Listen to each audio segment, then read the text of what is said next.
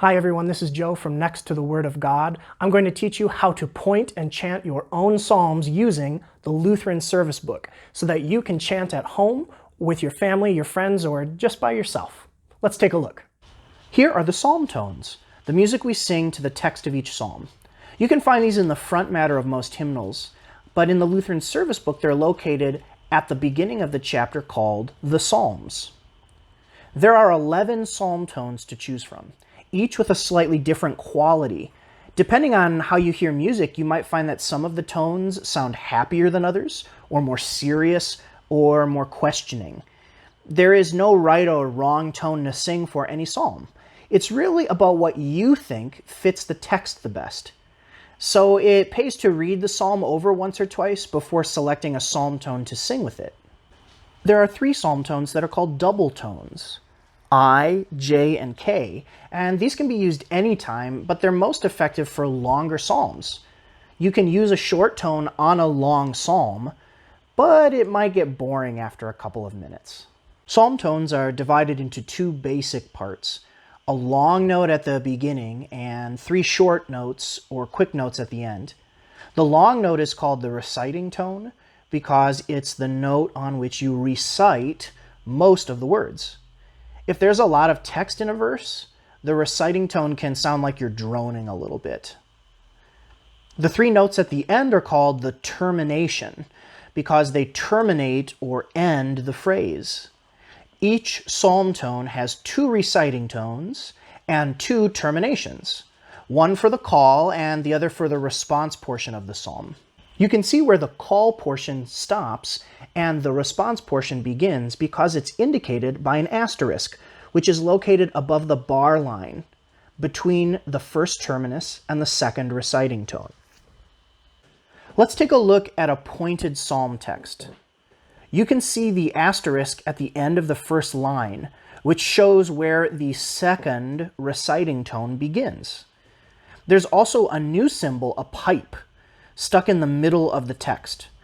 This pipe shows us where to begin singing the termination.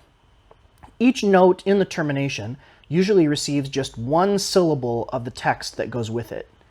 You'll notice that most of the time there are only 3 syllables after the termination pipe.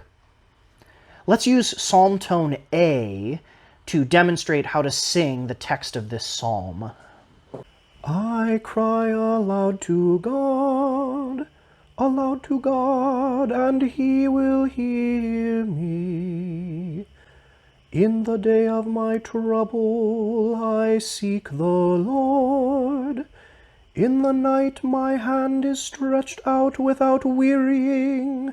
My soul refuses to be comforted.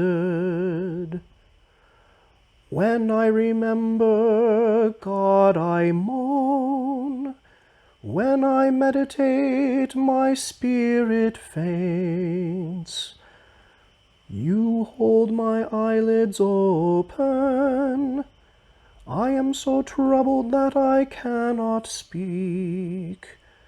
I consider the days of old, the years long ago. Notice on the text, hear me, there are really only 2 syllables that have to be spread over 3 notes of the termination. This happens a lot in psalm chanting. Don't worry, you have to spread 1 of the syllables over 2 notes instead of 1. Usually it's the first syllable of the 2 remaining that gets spread out. In this case, that's the word hear. Let's listen to that again. I cry aloud to God, and He will hear me.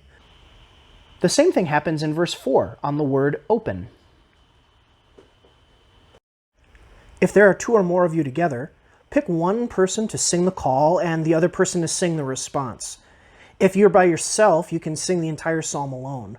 Psalms were the first songs to be sung with others in community and communion, and they're simple enough that anyone can chant them with just a little practice.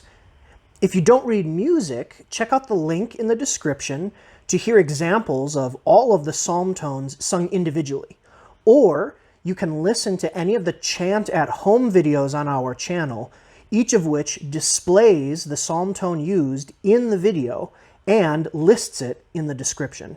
So some of you who don't read music are looking at the hymnal and going, how do I read this? What key do I start in? Do I need a piano to find the right pitch? And the answer is no. In fact, when monks were learning this music way back 1,000 years ago, when they were learning to chant psalms, the notes were inconsequential. Nobody knew where F was or middle C because everyone lived in a different monastery and a different church all throughout Europe. There wasn't any commonly agreed upon pitch. So anyone who was in a monastery would just start on a pitch that worked for everyone there. If you were a tenor like me, you sang the notes a little bit higher. If you were a bass or a baritone, you sang them a little bit lower. Most of our hymns are written for baritones because most of male voices are in that middle voice. Same thing for sopranos and altos. Most women's voices fall in a nice, comfortable middle range. But for those of you like me who have a higher voice, you need to start a little bit higher. So don't worry about the actual exact right notes, all of you perfectionist and detail people out there. Just sing what works for you in a range that's comfortable for you. That's how you chant. I hope that helped you learn a little bit more about how you can add chant and pointing to your daily practice of worship and praise, either by yourself, with your family, or with your friends. Remember, you don't need to be a trained musician in order to chant. That's what it's for, so that everyone can sing in praise of God. Now, if you're maybe a little nervous still about singing on your own, you can join us with our Chant at Home series, where we will sing a daily psalm with you, including the psalm tone and the text of the psalm with the pointing listed, in case you don't have access to your own hymnal. Otherwise, I highly recommend you check out the Lutheran Service Book from Concordia Publishing House, or check out the hymnal of your church. Thank you for watching this video. If you'd like to learn more, please check out our channel Next to the Word of God on YouTube, or look for us at Faith Community Lutheran Church. That's faithlasvegas.org here in Las Vegas, Nevada. Until next time, Soli Deo Gloria.